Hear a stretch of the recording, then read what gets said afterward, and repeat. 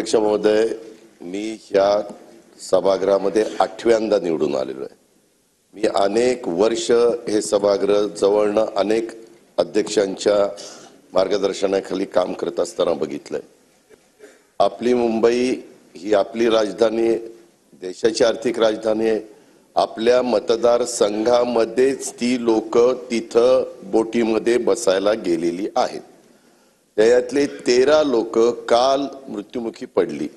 अधिवेशन चालू असताना अशा पद्धतीची घटना घडल्यानंतर अध्यक्षांना अधिकार आहे की बाकीचं सगळं कामकाज बाजूला ठेवून आज जीव गेलेत। आज तुमच्या आमच्या घरातलं जर कोणी तिथं गेलं असतं तर ते आपल्याच घरातले गेल्यासारखे आहेत। काही त्यांचं घेणं ना देणं, ती बोट चालली काय, दुसरी येऊन त्याला धडकती काय, काय कोणाचा कोणाला मेळ नाही।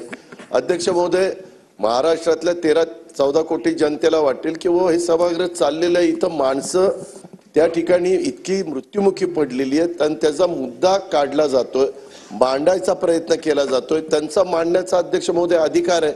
या संदर्भात आज जरी त्या पुरवणी मागण्या वगैरे असल्या तर अध्यक्ष महोदय, एखादी व्यक्ती म्हणजे काही गंभीर घटना घडली तर ताबडतोब बाकीचं सगळं कामकाज बाजूला ठेवून स्थगन स्वीकारला जातो आणि चर्चा केली जाते। पण ह्याच्यात अध्यक्ष महोदय 13 लोक गेलेले आहेत आणि तुमच्या मतदारसंघाचाच एरिया आहे अध्यक्ष महोदय। आज कोण प्रवासी असतील काय असतील त्याच्याबद्दल काल सन्माननीय मुख्यमंत्री महोदयांनी काही निवेदन त्या ठिकाणी केलेलं आहे।